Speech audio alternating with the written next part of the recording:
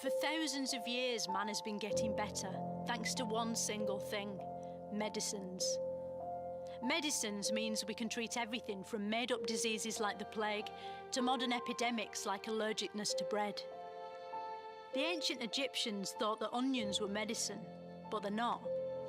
They literally didn't know they were onions, and that's where we get the phrase from. Of course, today we now know that onions are not a medicine. Onions are disgusting. But the best kind of medicine is a vaccine, because it stops you needing medicine in the first place.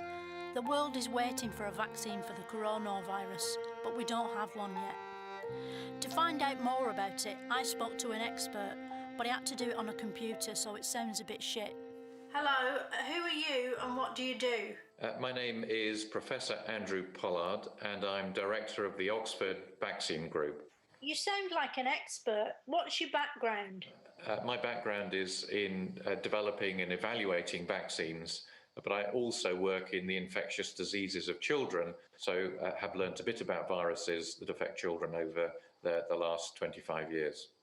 No, I meant what's your background? What is that, your office or your living room? This is my office here, which is where I'm spending a lot of my time at the moment working on vaccines for coronavirus.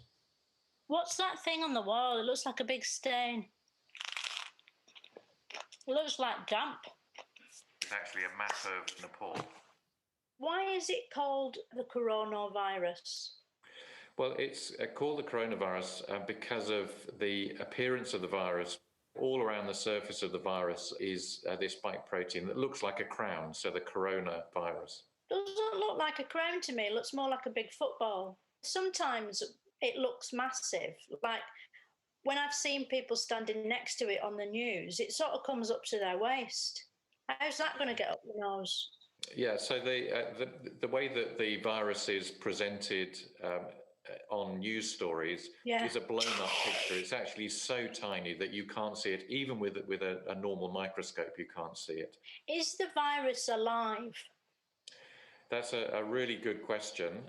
It is difficult to answer that question. Some scientists say viruses are not alive, and some say they are. So the virus might not be alive like spiders. My mate Paul sent me this thing on YouTube which proves that spiders aren't actually alive. They just look as if they are, and no one knows what they're made of. Yes, I mean, I think we do know a lot about spiders, and it's very clear that they are alive, that spiders are alive. Do vaccines always have to be injected? You know, or no, could you make like vaccine biscuits or something? So vaccines don't always have to be injected. There's an influenza vaccine which can be squirted up the nose. Has anyone thought about trying to miniaturise a doctor and inject him into the body so he can fight it hand to hand? Well, I think the problem with that idea, apart from the physics of it, would be that a single doctor would have a really big task on their hands. But if they whittled it down to the doctors who could do karate and stuff, how many miniaturised doctors would you need? Say like 30? I suspect that the simplest way of approaching this would be to have one doctor or a nurse who was able to provide a vaccine that was effective and protect people so that we didn't have to go down that route in the first place. Sorry, I wasn't listening to any of that. A delivery slot just came up. How do you hang up on this thing? Well, I think you have to click leave and then you leave. Right now, a coronavirus vaccine is on trial, but we'll have to wait to discover if it's guilty or not. Although, in more positive news, my supermarket delivery arrived and the only substitution was hash browns instead of potato waffles.